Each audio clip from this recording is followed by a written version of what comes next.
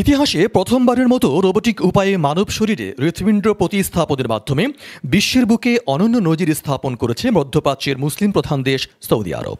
আল রাইয়ান নামে ১৬ বছর বয়সী এক কিশোরের দেহে এই অস্ত্রোপচারটি করা হয়।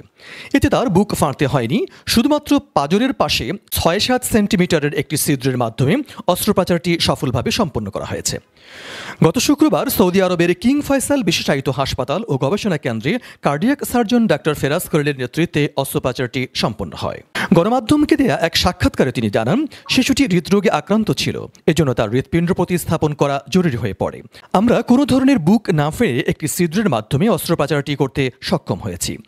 এই পদ্ধতিতে রোগী খুব দ্রুত সুস্থ হয়ে উঠবে বলে আমরা আশা করছি। কিশোরটি হৃদরোগে আক্রান্ত হয়েছিল, এটি তার অন্যান্য অঙ্গ প্রত্যঙ্গকেও প্রভাবিত করেছিল, ফলে তার হৃৎপিণ্ড প্রতিস্থাপন করা জরুরি হয়ে পড়ে। তবে সে চিকিৎসকদের প্রতি বারবার অনুরোধ করেছিল যেন তার বুক না ফেরে অন্য কোনো উপায়ে হৃৎপিণ্ড প্রতিস্থাপন করা হয়। আর তাই আমরা পরিবারের কাছ থেকে অনুমতি নিয়ে রোবোটিক উপায়ে হৃৎপিণ্ড প্রতিস্থাপনের পরিকল্পনা করি। অস্ত্রোপচারটি মাত্র ২.৫ ঘন্টার মধ্যেই সম্পন্ন হয়েছে।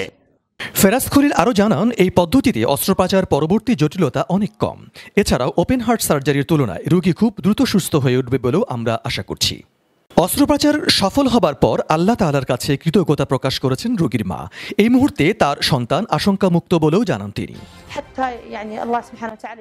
চিকিৎসকরা আমাদের জানিয়েছিল এই মুহূর্তে আমার সন্তানের হৃৎপিণ্ড প্রতিস্থাপন জরুরি।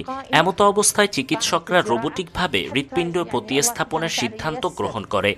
অস্ত্রোপচারের অনুমতিপত্র নিয়ে আসলে আমি আল্লাহর নাম নিয়ে তাতে স্বাক্ষর প্রদান করি। অতঃপর সমস্ত প্রশংসা আল্লাহর, যে অস্ত্রোপচারটি সফলভাবে সম্পন্ন হয়েছে। বর্তমানে আমার সন্তান আমার পাশেই রয়েছে, ধীরে ধীরে সুস্থ হয়ে উঠছে সে। আমি আল্লাহর কাছে সত্যিই কৃতজ্ঞ। উল্লেখ্য, রোবোটিক হার্ট সার্জারিতে খুব সামান্য কাটাছেঁড়ার মাধ্যমে হৃৎপিণ্ড প্রতিস্থাপন করে এক নতুন দিগন্তের সূচনা করেছে সৌদি আরব। তবে দেশটির ইতিহাসে এটি প্রথম রোবোটিক সার্জারি নয়। গত বছর বিশ্বের প্রথমবারের মতো ৬৬ বছর বয়সী এক বৃদ্ধের শরীরে রোবটের মাধ্যমে সফলভাবে লিভার প্রতিস্থাপন করেও তাক লাগিয়ে দিয়েছিল দেশটি।